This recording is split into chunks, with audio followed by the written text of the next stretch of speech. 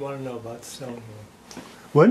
Why does everybody want to know about Stonewall? Well, I think you have a particularly great story. It's a great comic story. Like, yeah, all right. That in the sense, I missed it. You missed Stonewall completely. But you were there the night before. No, or I was there earlier on the same evening, mm-hmm.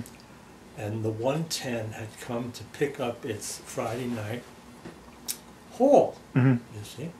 And who's the 110? The precinct. The precinct. And I was stoned out of my mind on what I used to call crystal stingers. Mm-hmm.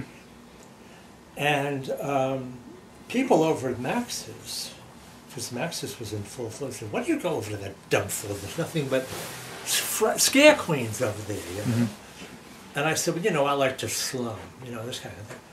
So I get there at about, I went from Campbell's, where Judy was being laid out, yeah, you know, in the yellow dress. And I went in, and I was hung up on this go-go boy who wore nothing but a cash six and danced, you know. On top. He wore nothing but a what? But you know, a little G-string. A little G-string. Yeah, yeah. Underneath this revolving bulb, you know, I remember sitting there and copying a line from Breakfast at Tiffany's, said to the bartender, "Do you think he's deeply and meaningfully talented?" And the bartender said, "Talented, but I don't think deeply or meaning." So he you know, he picked up on it. You know. So two plainclothes cops came in. One was Italian, and one was Polish, as I could make out. So they went in the back and their hall, and one queen was sitting there very morose, and turned around and flung this drink at the pole, right? What kind of drink was it? Is it a thing? Some cocktail thing, you know, like a crystal singer or whatever they were drinking. Mm-hmm. You know, and it sort of missed him, but it, you know, and he went for it, and the Italian cop said, "Cut it out. It's okay, we got the money. You got to understand something. Judy Garland is, you know," and he said, "and you know, it's not only fags who love Judy Garland." He said, "You know," he said, "it might look like there's only fags who love Judy, but he said, everybody loved Judy Garland at one point." He said, everybody. She was not she became a fag icon. He's, you know, like this. He's okay. So they left, and I thought, I think I'll go home. Because about 4 days later, we were leaving on the France to go back to Europe. The next day, I get a call from Mawrdew Czgowchwz, and he said, "I suppose you were there." I said, "Where?" He said, "At Stonewall." I said, "Well, yeah, I was, but why?" He said, "Why?" He said, there was a... So I pieced it together years later. I had gone, I went back to sleep and passed out.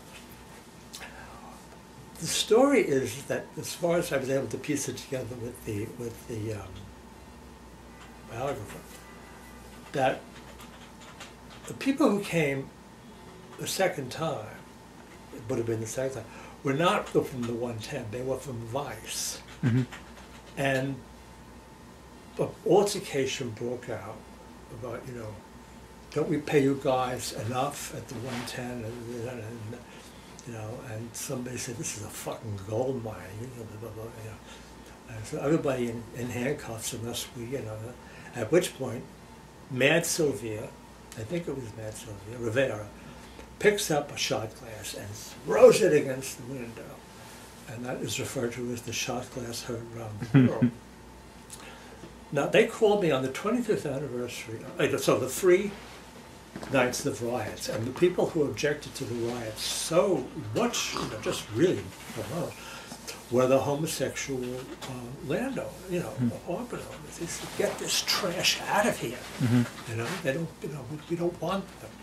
You know, and it was the West Village and whatnot. You know, it wasn't tacky. It was lovely, and they were just, you know, urging the cops on to, you know, scoop every filthy drag queen they could out of. It was kind of an anomaly, but it wasn't really, because they were middle class homosexuals. And so I heard about the 3 nights of riots, and I said, well, I'm not going up there to revisit, you know, the scene. So we sailed on the France, and they came back, and we found, a couple of years later, we found that there were pride marches, right? So I went on one, and it was kind of fun. It was circus scene. And then I forgot about it. 25 years later, I get a telephone call. We've been trying to trace the survivors of Stonewall, and we've only found 2, you and Mad Sylvia Rivera. I said, well, so I gave them my story. I said, you know, I'm not really, I'm not a survivor of the riots. I said, but I can tell you, you know, oh, when they ducked down behind the, this is the scandal, when they ducked down behind the vice, ducked down behind the bar, they gave it, was it a 10-5, an assistant score, to 110, who said, in a sense, essence, fuck you, and hung up. Cops on cops. And that was when they called Center Street and had the tank sent them. You know, it wasn't the 110, it was the vice, you know, it was downtown. And that's what really got the Queens going. They were all on speed. You know, everybody was on amphetamine. Do you think that your story might have been enhanced by amphetamines, in the sense that the reminiscence of the cops and the fact that the Italian cop had a chance to make a speech about Judy Garland? He just said, you know, it isn't just fags, you know, and enhanced. How do you mean enhanced? Meaning that you remember it in a more. No, it was like a pretty clear memory, even if it was you were on stingers.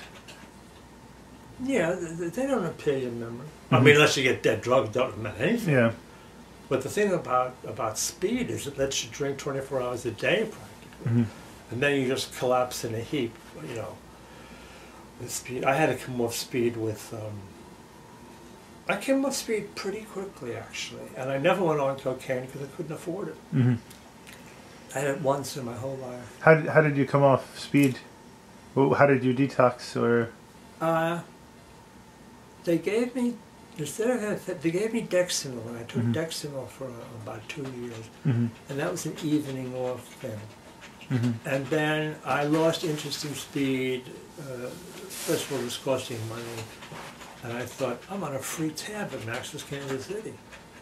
So I went right back where I belong. You know, I'm a drug of choice. There's never those other. The only good thing about them was they let you drink longer. You know. Jimmy.